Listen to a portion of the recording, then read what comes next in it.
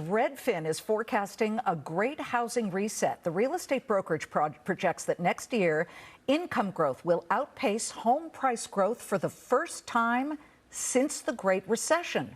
So people will have more money, right, to buy a house? Well, at the same time, Redfin predicts mortgage rates will dip closer down to 6%. Although, of course, for Gen Z and young families, affordability is still a tall mountain to climb. So what does this reset really mean for buyers, sellers, and the entire housing market moving into 2026? Joining me now, Jason Haber, co-founder of the American Real Estate Association and Compass Real Estate Agent. He's got a pulse on every corner of the market. Well, let's hit all corners here. What does the Great Reset mean to you when you hear about that? It's really encouraging. You know, it's been a tough few years in the housing market because affordability has been out of reach for so many buyers out there. You've had this tsunami of not just high interest rates, but also really low supply. Part of that is people were locked into their homes. They basically didn't want to give up the great mortgage rate that they had. It's kept supply down. We haven't built enough housing. As your audience knows, they're the smartest audience in cable TV news. They know we don't have enough housing stock out there.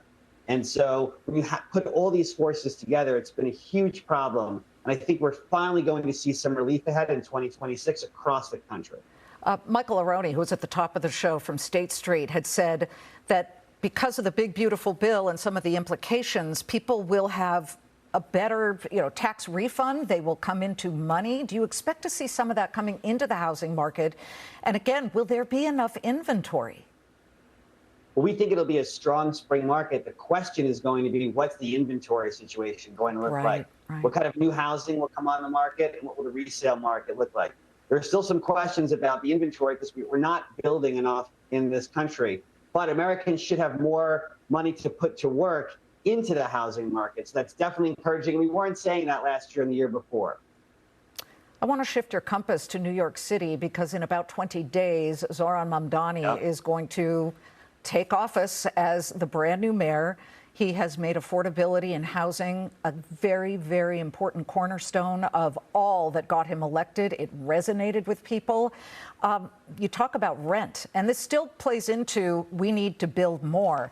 The average rent, and this is really quite stunning, and it almost like hits you in the stomach here. The average rent in New York City is now up 13% from a year ago to $5,686. What can he do about that? Right. Well, Liz, he perfectly diagnosed the problem, which is affordability. My concern is that his prescriptions for the problem will actually only make affordability more scarce and thus drive rents higher and higher. There have been actions taken by the local city council when they took them a year and a half ago. I went to the steps of City Hall. I said, rents in a year from now will be the highest they've ever been. Guess what? Rents are now the highest they've ever been. Okay, so what should he do? This is what gets people crazy. Yeah. What is the solution here? And it's easy to say build more. Okay, there's the whole NIMBY crowd, and then the banana crowd, build absolutely nothing anywhere near me. Right. I mean, come on, right. What is the answer? You're so smart. You went to Columbia. Let's go. Well, I put my urban planning hat on. So you're right. It is not just about building more supply. We have 50,000 units that are rent stabilized right now that are just sitting off the market, that are not being rented because of HSTPA, New York State law of 2019, which made it economically unaffordable for landlords to renovate their own units and then bring them back onto the market. You need reforms to that law that allow those 50,000 units to come back onto the market. That will make a huge impact. But right now, we have policymakers working against the very people that they claim to be helping. The working class people of New York are being disserved by the elected officials who have passed HSTPA, the FAIR Act. Now they're looking at doing the COPA bill in the city council next week. These are just constraining the affordability crisis and making rents go higher and higher every year. We've got to run, but do we have to endure another crisis a la the pandemic so that prices go down? No. Will these prices go down? I will tell you this, Liz. In New York, this is a government-made housing crisis. And it will take smart people talking to policymakers to get them to move the needle and change their plans.